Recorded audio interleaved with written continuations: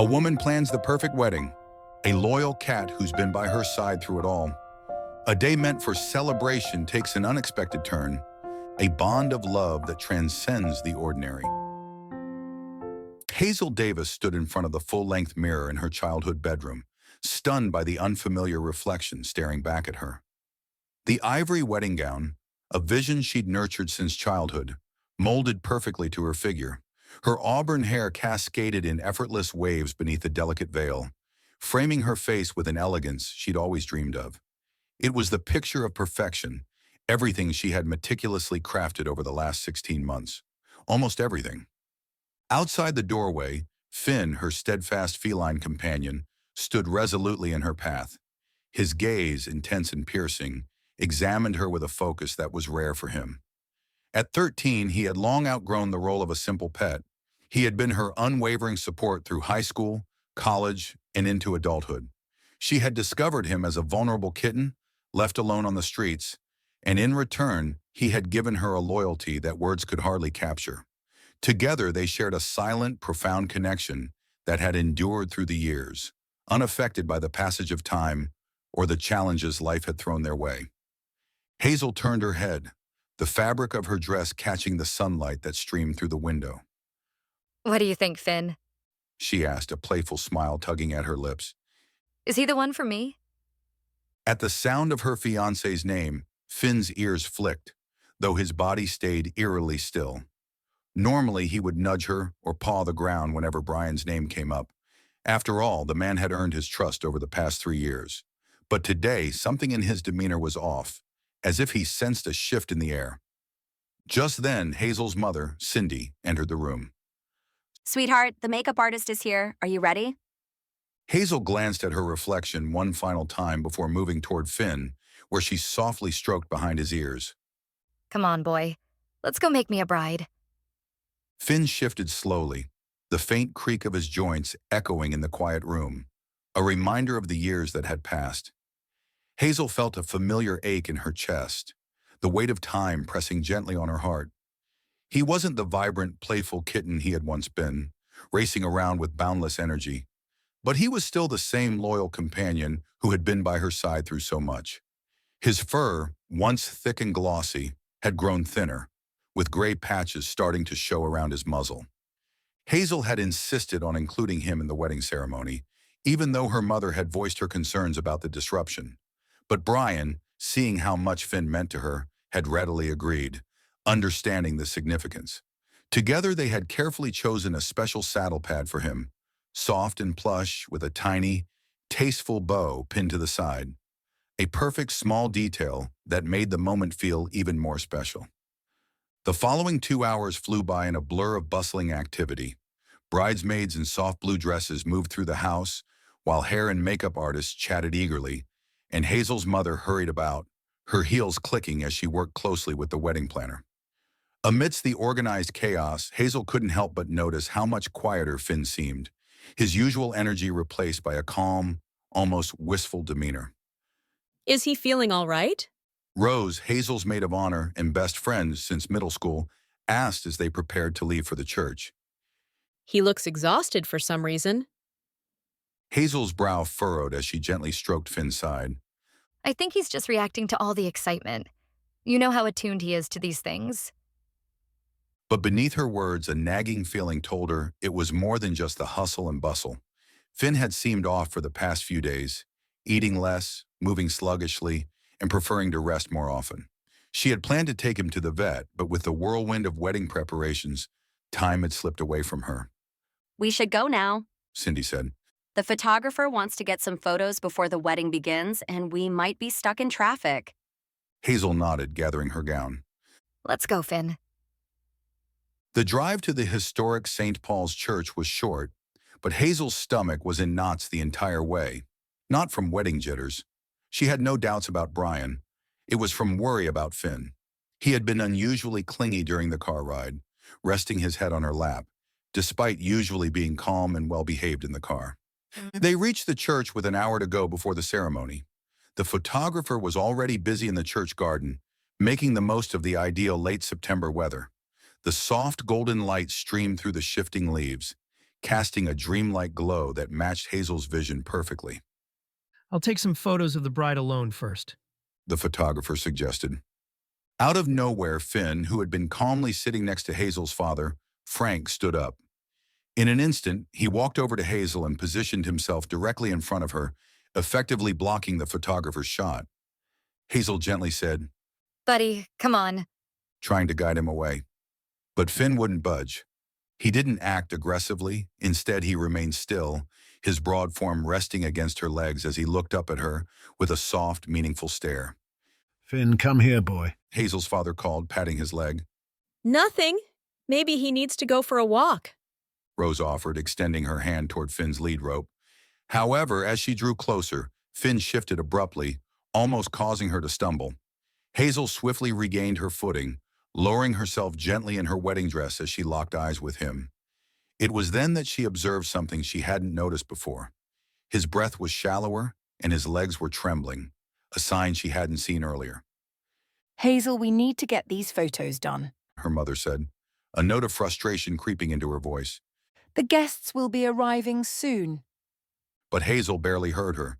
She was focused entirely on Finn, who had laid his head on her shoulder, something he did when he wasn't feeling well and needed comfort. His body was warm, too warm. Something's wrong. Hazel said, her voice cracking. He's not okay. Rose knelt beside them, placing a gentle hand on Finn's side. His heart is racing. Hazel's father stepped closer, concern etched on his face. Should we call the vet? Cindy began to speak but fell silent at the look on her daughter's face. Hazel was already pulling out her phone, dialing Dr. Miller, who had been Finn's vet since she'd first adopted him. Her hands shook as she pressed the phone to her ear. Dr. Miller's emergency line. This is Jana speaking. It's Hazel Davis. Hazel said urgently. Something's wrong with Finn. He's having trouble breathing. His heart is racing and he's acting very strange. Please, I need help. There was a pause on the other end. Hazel, aren't you getting married today? Yes, Hazel's voice caught. but please bring him in right away. Dr. Miller is here doing paperwork. He'll see Finn immediately. Hazel looked up at the small crowd gathered around her. Her parents, Rose, the photographer, and the wedding planner, who was now speaking urgently into her headset. Finally, her eyes met her father's. Go. He said firmly. I'll call Brian and explain. Rose can drive you. Hazel's father's tone, one that always meant business when she was growing up, softened. That cat has been by your side through everything. Your first heartbreak, college finals, your grandmother's passing. He was there when you met Brian, and he's been there every step of the way. You don't abandon family when they need you. Tears welled in Hazel's eyes as she hugged her father. Thank you. Things sped up from that point on. Rose assisted Hazel in lifting her skirts and guided her to the car. Finn trailed behind at a slower pace, staying close and leaning against Hazel whenever he could. Hazel's mother, after a brief pause, sprang into action, declaring she would take care of the guests and instructing the wedding planner to reach out to the reception venue. The ride to the veterinary clinic was filled with tension. Hazel sat in the back with Finn, her wedding gown flowing around them like a soft cloud. She kept one hand gently on his side, keeping track of his breathing, while the other softly caressed his graying snout. Can you remember when you first got him? Rose asked, clearly trying to distract Hazel. He was such a handful. Hazel said with a slight laugh despite her worry. He broke my favorite lamp the first week and spilled paint all over my dad's tools, not to mention chewing through the cords of that ugly old stereo my cousin gave me. Honestly, he probably saved you from a lot of headaches. They reached the clinic in no time. Dr. Miller was already at the door, his gaze briefly flickering to Hazel in her wedding gown, though he said nothing as he assisted Finn inside. The exam seemed to drag on endlessly. Hazel paced the cramped room, her gown swishing with every step, while Rose sat quietly in a chair, occasionally glancing at her phone and keeping the others updated. Finally, Dr. Miller returned, his face grave. Hazel, please have a sit. The words hit her like a punch to the gut, the kind every pet owner dreads hearing. Her vision blurred, and before she could steady herself, Rose was there, guiding her to a nearby chair for support. Finn has developed a cardiac condition. Dr. Miller explained gently. The results from the test show that he's beginning to experience heart failure. The excitement and strain of today could have worsened his condition. Hazel felt as though all the air had been sucked from her lungs. But he was doing well just a few days ago. These conditions can progress rapidly, especially in older cats. Dr. Miller continued. At 13, he's already outlived the typical lifespan for his breed. He's been signaling that something was wrong in the only way he could, by staying close to you. Hazel whispered, understanding dawning. By blocking me from walking away. Dr. Miller nodded. Cats are incredibly perceptive. He knew he needed help. What can we do? Hazel asked, her voice barely above a whisper. We can start him on medication right away, Dr. Miller said. It won't cure the condition, but it can help manage the symptoms and make him more comfortable. However, He paused, choosing his words carefully. given his age and the severity of the condition, it may not add years to his life. Hazel felt the tears she had been holding back finally spill over. Rose squeezed her hand tightly. I need to stay with him. Hazel said firmly. Hazel, Rose began gently. you don't. No, you don't understand. When I adopted Finn, I made him a promise. I promised him he would never be alone when he needed me. I promised to always be there for him, just like he's always been there for me. She looked down at her wedding dress, then back at Dr. Miller. Can you start the treatment now? The next hour passed in a whirlwind of motions. Dr. Miller gave Finn his first dose of medication while outlining the treatment steps. Hazel sat beside Finn's bed, her wedding gown fanned out like a shield around her, focusing closely and jotting down notes on her phone. Outside, life carried on. Rose worked with Hazel's parents and Brian's relatives. The guests at the church were notified of the emergency, and the reception was delayed. Hazel's phone buzzed with a text from Brian. How is Finn? She had been so focused on Finn that she hadn't even thought about how he would react to all of this. With trembling fingers, she typed, Not good heart failure. I'm so sorry about the wedding. 3 dots appeared immediately, followed by, Don't apologize. I'm already on my way to the clinic. 20 minutes later, the door to the clinic swung open, and Brian stepped inside, still wearing his tuxedo, with his best man Benedict trailing behind him. Hazel lifted her gaze from Finn's side, her makeup smudged from tears, her hair disheveled, and her wedding dress creased and ruined. I'm very sorry about this. She began, but Brian was already crossing the room, offering her comfort.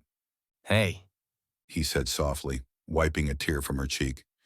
do you remember what I told you when I asked you to marry me? I said I wanted to marry you because your heart is the biggest I've ever known, because you love with everything you have. How could I possibly be upset with you for showing that? Fresh tears spilled down Hazel's cheeks as she leaned into him. But the wedding can wait. Brian said firmly. All those people, the fancy venue, the perfectly planned timeline, none of that matters. What matters is that we're together. All of us. He reached out to scratch behind Finn's ears, and the old cat's tail thumped weakly against the floor. Actually, Benedict spoke up from where he stood. Rose and I might have an idea about that. Rose nodded enthusiastically. We've been making some calls. The minister said he'd be happy to come here. Your parents are on board. It wouldn't be the wedding you planned, but we could get married here. Hazel looked around the examination room and down at Finn, who was watching her with those same loving eyes that had won her heart 13 years ago. Really? Only if you want to. Brian said. We can also wait, reschedule everything. No, Hazel interrupted, a watery smile spreading across her face. this is perfect. Finn's been there for every important moment in our relationship. He was there when we met at the park, there for our first date, there when you proposed. He should be here for this too. 4 hours later, Hazel Davis found herself exchanging vows with Brian Jones in the waiting room of Blue Sky Animal Care. Her dress, a bit rumpled, still held an elegant charm amid the unexpected circumstances. Rose had swiftly touched up her makeup, and her auburn hair had softened into loose waves that framed her face. Brian's tuxedo, now crumpled from sitting on the floor, was far from the perfectly tailored suit it had been. Their parents, the minister Rose and Kevin, were the only witnesses to this impromptu ceremony.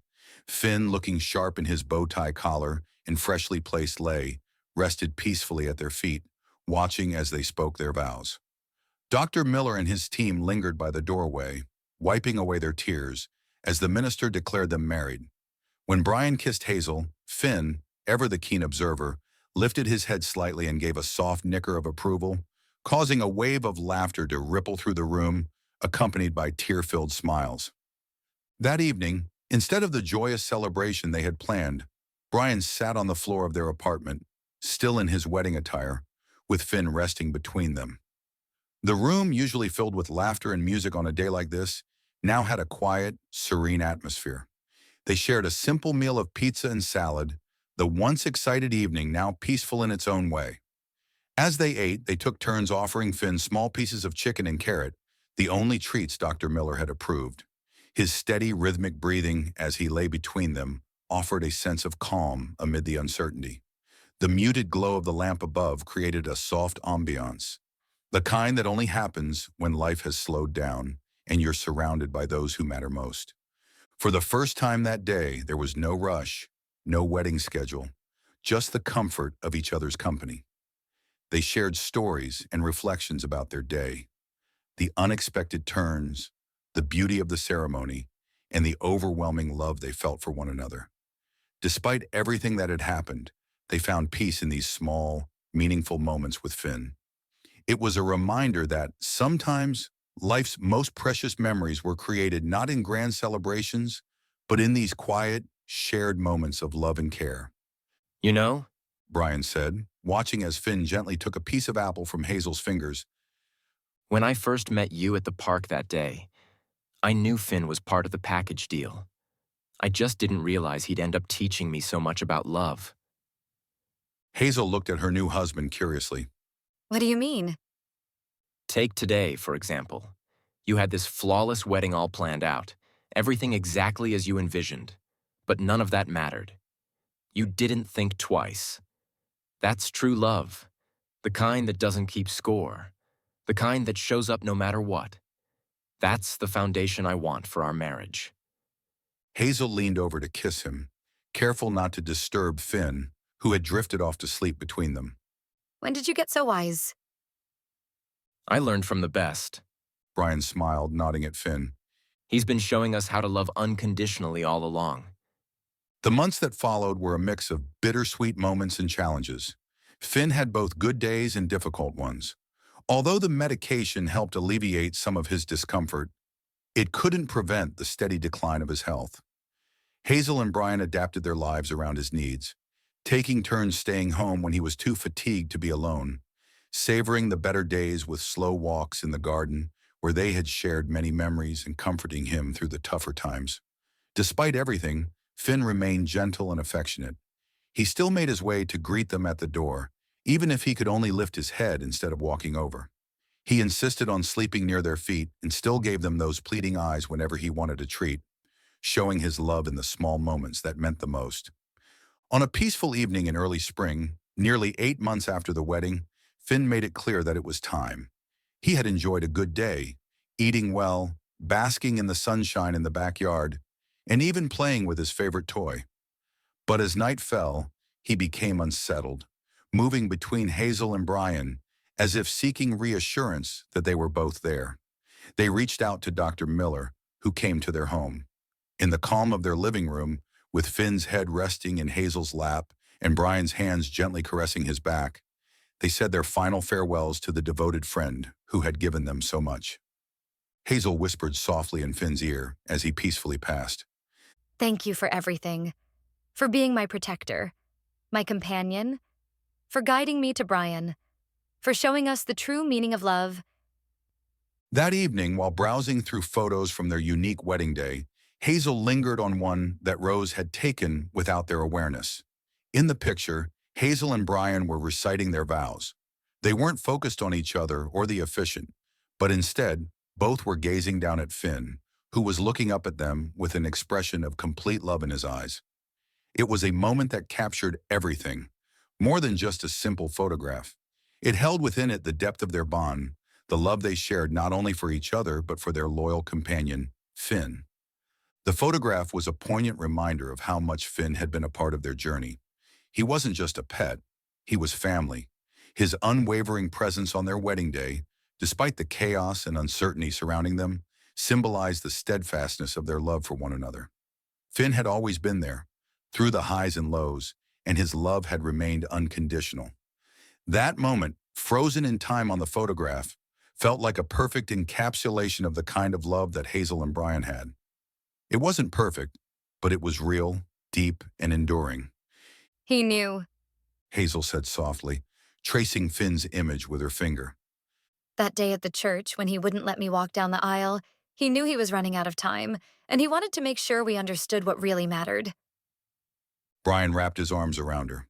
He succeeded, he whispered. Our wedding day wasn't perfect in the traditional sense, but it was perfect for us because of Finn.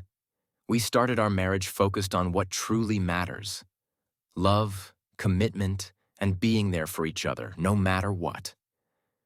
A year later, Hazel and Brian stood in front of the Blue Sky Animal Care, the same shelter where Hazel had found Finn 13 years earlier. They had spent months grieving Finn's loss, but now they felt ready to open their hearts again. Are you sure about this? Brian asked gently, squeezing Hazel's hand.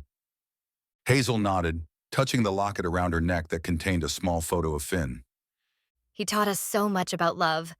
The best way to honor his memory is to share that love with another cat who needs a home. Upon entering, they were met with the familiar sounds and scents of the shelter. As they walked by the stalls, Hazel couldn't help but recall the day she first laid eyes on Finn, a skinny, frightened kitten who had won her heart with a single look from his deep, expressive eyes. At the end of the row, they paused in front of the last stall. An older gelding, a golden-brown cat with graying fur, rested on a worn blanket, gazing at them with gentle eyes. The name card read, Echo, age 10. Many prefer younger cats, the shelter worker explained, noticing their interest. Echo's been here for 5 months. His owners had to part with him when they moved into a care home. He's gentle and affectionate, but his older age makes others hesitant. Hazel knelt down by the stall, her hand resting gently on the gate. Echo lifted his head, then slowly got to his feet and walked over to her. Through the bars, he pressed his nose against her hand. He has some joint issues in his hind legs, the worker added. He'll need treatment and likely won't be able to handle long journeys, but he's wonderful. Hazel looked up at Brian, her eyes filled with tears. He's perfect. Brian nodded, understanding completely. That night, Echo made himself at home as though he had always belonged there. He claimed Finn's old spot by the fireplace, making it his own. Although they had bought him a new bed, Echo seemed to understand that this had been another cat's cherished space and took pride in continuing the tradition. As Hazel and Brian cuddled on the couch, watching Echo sleep peacefully in Finn's old spot, Hazel said softly, You know, some people thought we were crazy to adopt a senior cat, knowing we'll have less time with him. Brian smiled, pulling her closer. But we know better, don't we? Finn taught us that it's not about the quantity of time. It's about the quality of love. Thanks to him, we learned that sometimes the most beautiful love stories don't follow the perfect plan. Hazel leaned her head against his shoulder, her gaze softening as she watched Echo drift in his dreams, his paws twitching. This final gift wasn't just a reminder of what matters on our wedding day, she murmured. It taught us that love is worth every sacrifice, every ache. That's why we can welcome Echo into our lives, even knowing our time with him will be shorter than we'd hope. And look what he's already giving us in return, Brian said, glancing at Echo, who had woken up and was gazing at them with pure contentment. He's helping us honor Finn's memory by continuing the cycle of love. That evening, as they prepared for bed, Echo followed them upstairs and curled up in the same spot where Finn had once slept, right beside Hazel's side of the bed. As she drifted off, a sense of calm washed over her, knowing that love, as Finn had taught them, was always worth the sacrifice. Hazel often thought back to that moment on their wedding day, a time when everything seemed to fall apart, yet somehow fall perfectly into place. As she stood in the veterinary clinic, Finn's head resting in her lap, she could have sworn she felt the presence of two cats, Finn and Echo, watching over her. It wasn't a fleeting thought or a trick of the mind. It was a connection, a deep and profound sense of love and comfort. Like they were there, beside her, guiding her through one of the most difficult moments of her life. It was a feeling she would cherish forever. Though it wasn't the wedding day she had imagined, Hazel knew that what truly mattered had been present all along. The love she shared with Brian, the loyalty of their beloved pets, and the sense of unity that came with facing life's challenges together. Their wedding day became a symbol of that love. Imperfect, yes, but real and unbreakable. It was a day that taught them a valuable lesson. Life doesn't always go according to plan, but that doesn't diminish its beauty. In fact, it often enhances it. Years passed, and Hazel and Brian would often recount the story of their wedding. They would laugh at the chaos that ensued, but they would also speak of it with reverence, seeing it through the lens of what they had gained. A deeper understanding of love and devotion. When they looked at the photos from that day at the veterinary clinic, their smiles would widen. They would point to the image of the older golden brown gelding, the one wearing a tiny bow tie collar, who had been quietly present as they exchanged their vows. He wasn't a part of the ceremony they had envisioned, but in many ways he had become the centerpiece of the day. His calm and steady presence had reminded them that sometimes life's most meaningful moments don't arrive in the way we expect them. As they shared the story, they would explain how the day had unfolded in unexpected ways, but how it had ultimately brought them closer. The vows they had exchanged weren't just words. They were a promise to love and support each other through all the twists and turns that life might throw at them. They had learned that love was not about perfection, but about resilience, about showing up when it mattered most, and about finding beauty in the imperfection of life. Looking back, Hazel would often reflect on how Finn and Echo had been the guiding forces in their journey. They had taught her and Brian more about love than any ceremony or event ever could. The lessons of loyalty, selflessness, and presence had been instilled in them by the two cats, and those lessons shaped their marriage and the way they viewed the world. The moment that had started in the chaos of a wedding gone wrong had evolved into a quiet, beautiful truth. That love isn't about perfection, it's about showing up for each other, no matter what. And when they spoke of their wedding day, they would always end with the reminder that sometimes the most precious moments are the ones we least expect. Moments that come wrapped in chaos or uncertainty, but hold the power to change our lives forever. It wasn't the day they had planned, but it had become everything they needed, and more. Through it all, they kept their promise to embrace the kind of love Finn had taught them, boundless, unwavering, and always ready to prioritize what truly mattered over any ideal plans. In their cozy living room, right beside their wedding photo, they placed a heartfelt plaque that read, "Sometimes love means changing your perfect plans. True perfection is found not in the path we set, but in the hearts that guide us back home." Beneath it, Finn's collar with its sweet bow tie hung next to Echo's, reminders of love's infinite capacity to heal, to teach, and to grow, even through the toughest of changes and the deepest of losses.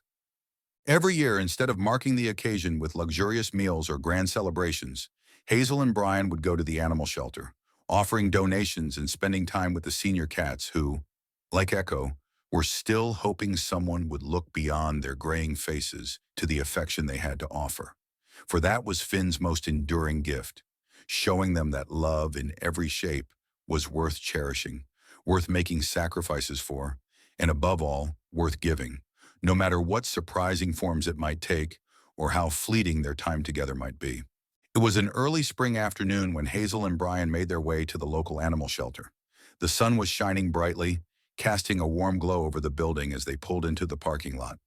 The air had a hint of the season's promise, with the first buds of flowers peeking out from the earth and a gentle breeze that carried the scent of fresh grass. The shelter, a humble building tucked between two busy streets, stood like an oasis for animals in need. For Hazel and Brian, this was a place they'd come to deeply respect, not just for its work, but because it echoed the love they had for their cat, Finn. Today, they were here to make a contribution, more than just money or supplies, but a reflection of their gratitude for the way Finn had changed their lives. Finn had been a constant in their journey, a companion through good times and bad. As much as they could never repay him for the love he had given them, they hoped that today, their small gesture might ease the journey of another animal in need. We've got a few bags of supplies in the car. Hazel said, her voice light but filled with purpose as she gathered the last of the bags they had brought. And I've got some old blankets and toys in the back. I'm sure they could use these. Brian smiled and nodded. I'm just happy we could help out. It feels right, doesn't it? Doing something meaningful in Finn's honor. Hazel nodded, feeling the familiar swell of emotion in her chest. It had been months since they'd first taken Finn home, and although he wasn't with them anymore, his spirit still lingered in every decision they made. She felt as though they were carrying on a tradition of kindness and compassion. As they approached the entrance of the shelter, they were greeted by a young woman with a bright smile. She wore a staff shirt with the shelter's logo and a name tag that read Lori. Hi there. She said, her tone warm and welcoming. How can I help you today? We've brought some donations. Brian explained, lifting the bags. A little bit of food, some toys, and a few blankets. Just wanted to give back, you know? Lori's smile widened as she took the bags from him. Thank you so much. You have no idea how much this will help. We always need more supplies, especially with the number of animals we have here. Hazel smiled, feeling a sense of satisfaction in her heart. We know how important it is to have a good home, and we want to help others find that, even if it's just in small ways. Lori nodded, leading them inside. The shelter had an open, airy feel, with large windows letting in natural light. The quiet sounds of cats purring, the soft rustling of blankets, and the occasional meow or chirp of a bird created a peaceful environment, a temporary refuge for animals waiting for their forever homes. It smelled of fresh bedding and pet food, a comforting scent for those who loved animals. Follow me. Lori said, guiding them down the hall toward the storage room. We've got a small room where we keep donated items. If you'd like, I can show you the cats available for adoption while you're here. Some of them have been with us for a while and could use a little extra attention. We're here just to donate today, Brian said, his voice light but firm. Maybe another time, but today is just about giving back. Hazel squeezed his hand, grateful for his understanding. They had come here with a purpose, to help, not to add another responsibility to their already full lives. The loss of Finn had changed things for them. Though bittersweet, it had made them more conscious of the world around them, more attuned to the needs of others. As they continued to donate their supplies, Brian and Hazel shared stories of Finn with Lori. They spoke about the joy he had brought to their lives, the way he had curled up beside them every night, and how, even in his final days, he had still wanted to be close to them. The connection to Finn felt so alive in these moments of giving. The more they talked, the more they realized that Finn had been more than just a pet. He had been a bridge to something bigger than themselves. We started volunteering with a rescue when Finn was still with us. Hazel explained. He was always a bit of a challenge, loved attention, but wasn't too keen on sharing it with others. But he taught us patience and compassion in ways we hadn't expected. Brian nodded. And he reminded us to give back, even when it seems like you don't have much to give.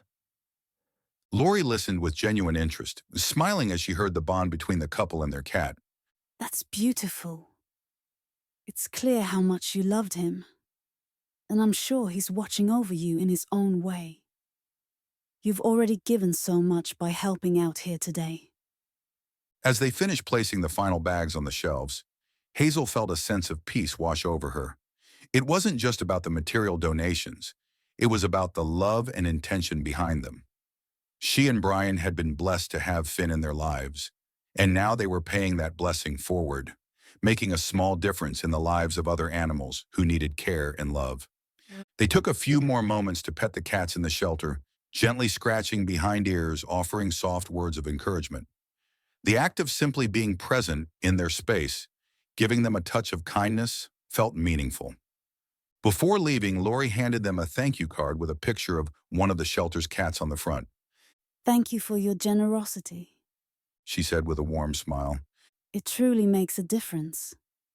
As Hazel and Brian made their way back to the car, They reflected on the visit, feeling a quiet sense of fulfillment. It was small steps like this that gave them hope, that no matter the challenges life threw their way, they could still make a difference, one kind act at a time. We'll be back. Hazel said softly as she slid into the passenger seat, her heart light. We can do more. There's always more to give. Brian nodded, starting the car.